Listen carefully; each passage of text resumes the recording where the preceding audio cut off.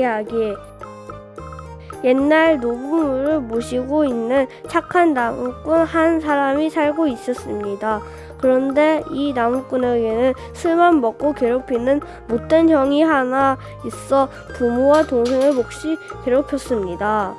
어느 날 나무꾼은 나무를 하고 내려오는 길에 조그만 옹달샘 옆에서 쉬게 되었습니다. 그때 샘 옆에서 물고기 한 마리가 따가운 햇볕을 받으며 죽어가고 있는 것을 발견했습니다. 나무꾼은 재빨리 물고기를 샘물에 넣어주었습니다. 물고기는 고맙다는 인사를 하는데 까불까불거리며 사라졌습니다. 조금 후에 눈을 돌려보니 물고기가 놓여있던 곳에 주머니가 하나 놓여 있었습니다. 주머니를 집어보니 그곳에 은혜를 갚는 주머니라고 적혀 있었습니다.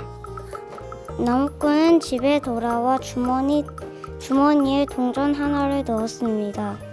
그 순간 주머니에 동전이 마구 쏟아졌습니다. 그래서 나무꾼은 큰 부자가 되었습니다. 이런 사실을 안 형이 그 보물 주머니를 빼앗을 욕심으로 동생에게 주머니를 한 번만 보여달라고 했습니다.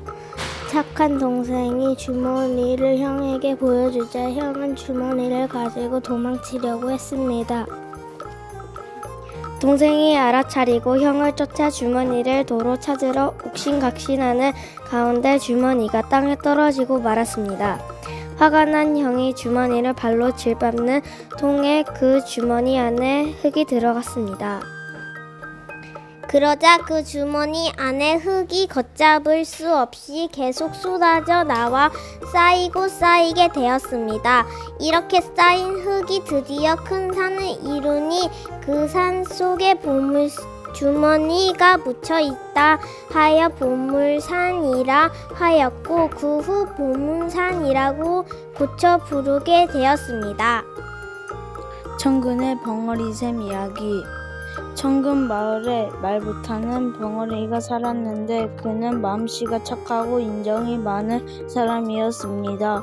어느 날 그는 산에 나무를 하러 갔다가 잠시 쉬기 위해 누웠다가 잠이 들고 말았습니다.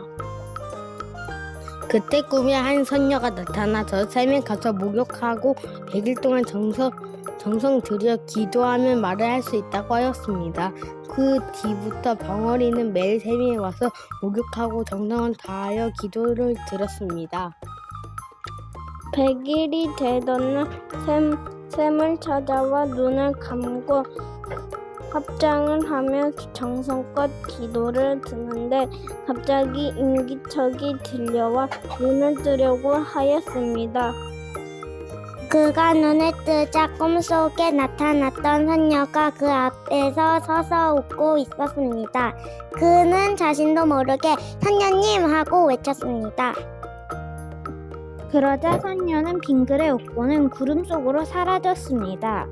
그 후부터 그는 말을 하게 되었고 그가 100일 동안 정성 들여 기도했던 이 샘을 벙어리 샘이라고 부르게 되었다고 합니다.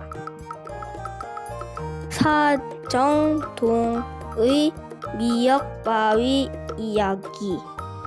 옛날 이곳 마을 산길스의 사냥꾼 부부가 행복하게 살고 있었습니다.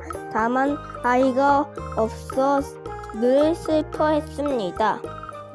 어느 날 사냥꾼이 멧돼지 한 마리를 잡아오는데 새끼들이 주렁주렁 따라오고 있었습니다.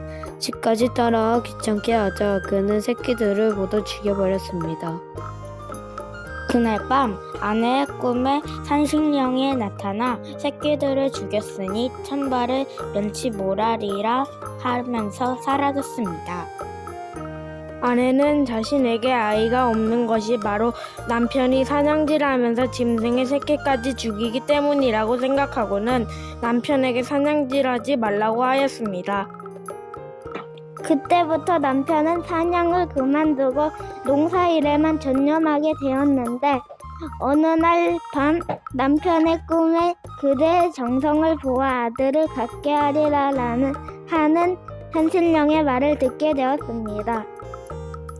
그날부터 아내에게 아이가 생기고 10달 만에 아이를 낳았습니다. 다시 산신령이 꿈속에 나타난 집 아래쪽 검은 바위에 주렁주렁 달려있는 미역을 따다가 산모에게 먹이라는 말을 하였습니다. 그래서 남편은 검은 바위에서 미역을 따다가 부인에게 끓여주었습니다.